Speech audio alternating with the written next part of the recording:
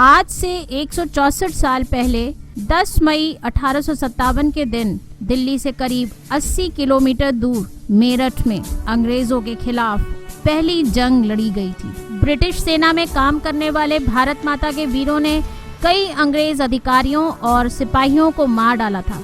ये घटना मेरठ छावनी में हुई थी।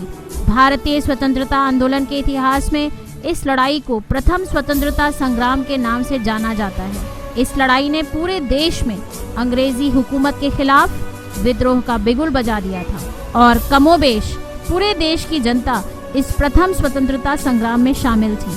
ब्रिटिश शासन के अत्याचार और शोषण से त्रस्त भारतीय सिपाहियों और जनता ने ब्रिटिश शासन की नींव हिला दी थी। जात पात और धर्म से ऊपर उठकर आज़ादी की इस पहली लड़ाई में समाज के हर वर्ग ने हिस्सा लिया। आगे चलकर भारत की स्वतंत्रता से जुड़े आंदोलन में इस प्रथम स्वतंत्रता संग्राम का काफी व्यापक प्रभाव पड़ा। सदियों की औपनिवेशिक गुलामी और शोषण के खिलाफ भारत की जनता जब 1857 में उठ खड़ी हुई तो देखते ही देखते इस लड़ाई में पूरा भारत शामिल हो गया। पहली बार इस लड़ाई में यह भी तय हो गया कि अंग्रेज अपराजय नहीं है, उन्हें हराया भी जा सकता है। 10 मई 1857 जगह मेरठ भारत के प्रथम स्वतंत्रता संग्राम का बिगुल बज चुका था। जब अंग्रेजों के शोषण और भेदभावपूर्ण नीतियों से तंग आकर मेरठ छावनी में भारतीय सिपाहियों ने खुला विद्रोह कर दिया। सिपाहियों ने न केवल अंग्रेज अफसरों के हुक्म को मानने से इनकार कर दिया, बल्कि जेल खाने को तोड़कर सैकड़ों बंदी भारतीय सैनिकों को मुक्त किया। मेरठ के विद्रोह का प्रारंभ करने के बाद भारतीय सिपाहियों ने दिल्ली की तरफ कूच कर दिया।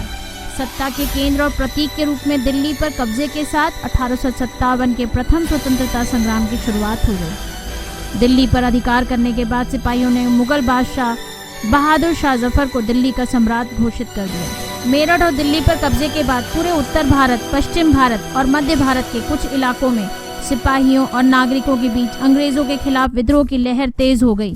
सिपाहियों ने सेना के आदेश को मानने से इनकार कर दिया। दिल्ली पर कब्जे के करीब 1 महीने के ही भीतर यह आंदोलन कानपुर, लखनऊ, इलाहाबाद, बरेली, जगदीशपुर, झांसी और बिहार समेत देश के अनेक इलाकों में फैल गया। पूरा देश अंग्रेजों के खिलाफ आक्रोश से भर गया। अगले 1 साल तक ब्रिटिश हुकूमत एक तरह से गायब रही। इस क्रांति ने भारत में ब्रिटिश शासन की नींव हिला दी। आज़ादी की पहली लड़ाई जब अंग्रेजों को हिंदुस्तान की सरहदों से हमेशा के लिए खदेड़ने के लिए देश के वीरों और वीरांगनाओं ने हाथों में तलवार थामी थी। एक साथ उत्तर भारत और मध्य भारत के मुट्ठी भर क्रांतिकारियों ने अंग्रेजों के खिलाफ बिगुल फूंक दिया था। आंदोलन को ताकत मिली थी रानी लक्ष्मीबाई जैसी वीरांगना से। रानी ने दृढ़ता पूर्वक अंग्रेजों का मुकाबला किया।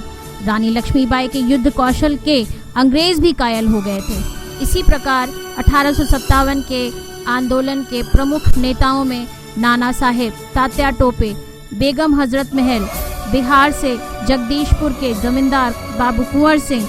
1857 का संग्राम ब्रिटिश शासन के खिलाफ एक बड़ी और महत्वपूर्ण घटना थी। उस वक्त किसी को नहीं मालूम था कि इस संग्राम से जो चिंगारी धीरे धीरे भारत में फैलने लगी थी वो अंग्रेजी हुकूमत को भारत से खदेड़ने के लिहाज से काफी महत्वपूर्ण साबित होगी। भले ही 1857 के संग्राम और आज़ादी में करीब 90 साल का अंतर रहा, लेकिन इस संग्राम ने आज़ादी के आंदोलन की नींव रख दी। इसके बाद पूरे भारत में अंग्रेजी शासन के खिलाफ एक लहर पैदा होने लगी।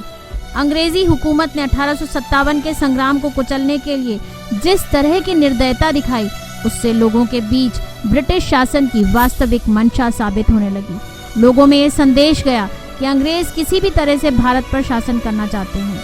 हम कह सकते हैं कि 1857 के इस संग्राम से भारत के आज़ादी के आंदोलन को प्रेरणा मिली। 1857 में आज़ादी की जो मशाल जली, उससे ही आगे चलकर अंग्रेजी शासन को भारत से बाहर निकालने का रास्ता तैयार हुआ। 1857 के संग्राम के 90 साल के भीतर ही ऐसे हालात पैदा हुए कि अंग्रेजों को भारत से निकलना पड़ा।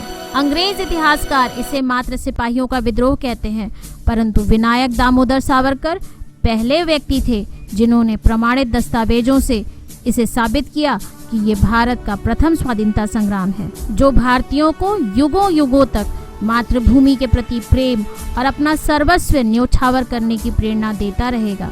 जय हिंद, जय भारत।